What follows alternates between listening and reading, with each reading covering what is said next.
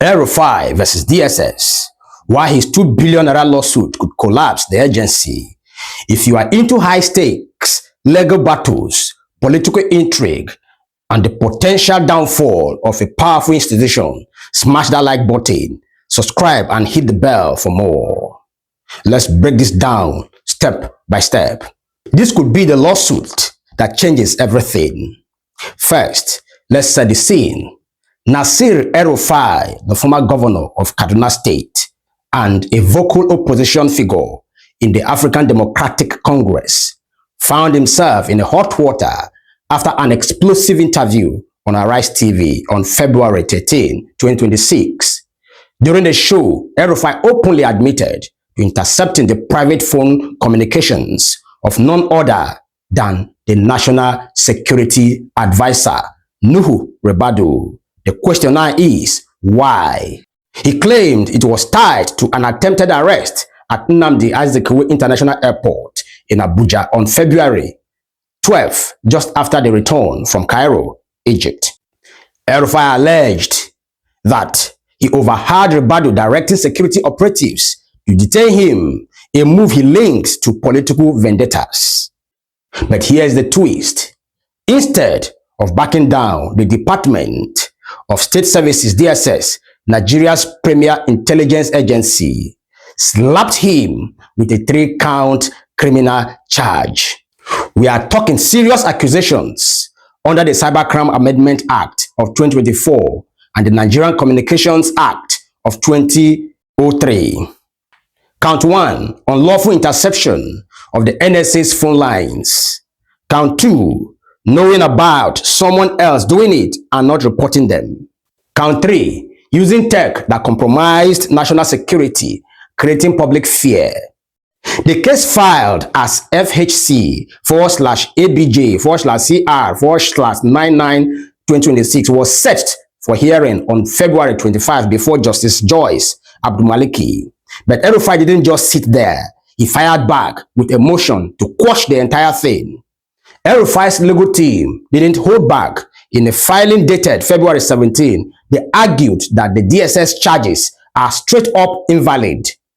They listed 17 grounds for dismissal, calling it a gross abuse of court processes. With no prima facie case, no evidence, no re-offense under law, and a blatant violation of his constitutional rights. We are talking breaches of Section 36 of Section 5, presumption of innocence, Section 36 of Section 11, protection against self-incrimination, Section 36 of Section 12, offenses must be clearly defined in law, and even Section 39 and 40 on freedom of expression and association.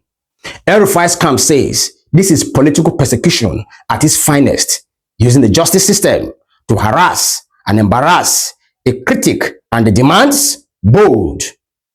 He wants the court to quash the charges, discharge him immediately, and slap the DSS with 2 billion naira. That's 2 billion naira in cost for misusing the system. This isn't just a defense, it's another offensive strike accusing the DSS of bad faith and unconstitutional overreach. But wait, there's more context. This isn't El-Rufai's only fight. He's also suing the ICPC for 1 billion naira over an alleged illegal home raid, threatening a 15.6 billion naira suit for defamation and unlawful detention, and seeking injunctions to stop the ICPC, the EFCC, DSS, and AGF from freezing his assets. The man's building a legal fortress. Now, let's get to the juicy part. Why could this 2 billion naira lawsuit actually collapse the DSS? First off, the money. 2 billion naira is no small change.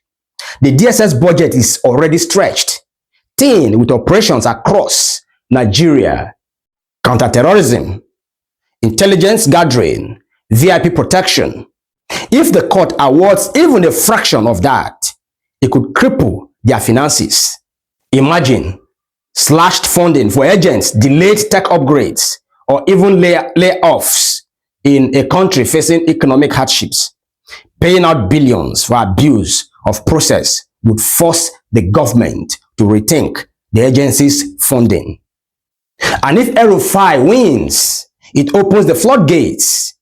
Every Nigerian who's ever felt wronged by the DSS, wrongful arrest, invasions of privacy could sue.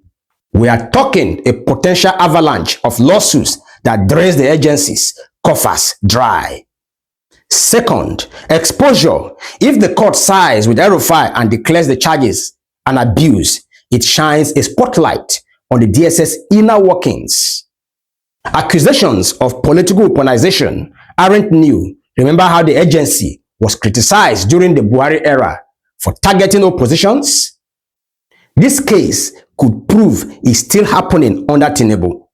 Court documents might reveal how the DSS gathers evidence, who pulls the strings, and if there's selective prosecution.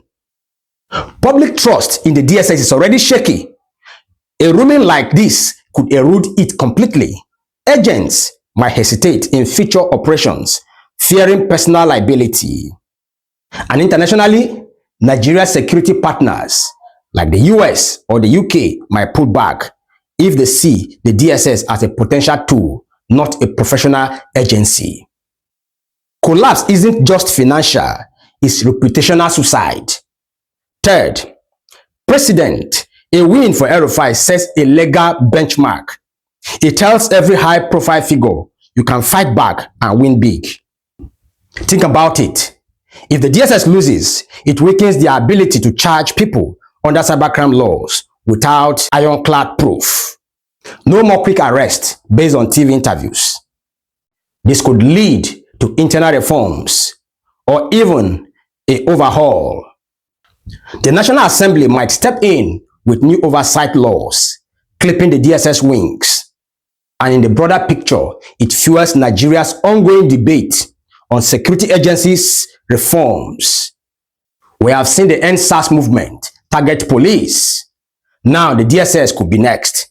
If public outrage builds, especially with El-Rufai's opposition ties, protest or calls for dissolution aren't far-fetched.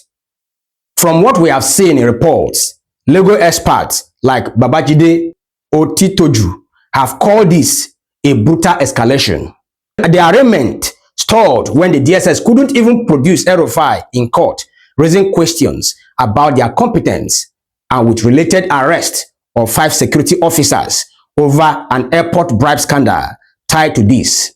It smells like deeper rot. If the February 25 hearings go south for the DSS, the implications are massive, from stalled national security operations to a full-blown crisis of confidence. In conclusion, in the end, El-Rufai's 2 billion naira lawsuit isn't just about the man versus the state. It's a test of Nigeria's democracy. Will the courts uphold rights over power? If yes, the DSS might not literally collapse, but it could be forced into major changes or face irrelevance. What do you think? Could this be the end of the DSS as we know it? Drop your thoughts in the comment section. Share this video and let's discuss. Thanks for watching Mr. Truth Naija. Stay tuned for more updates.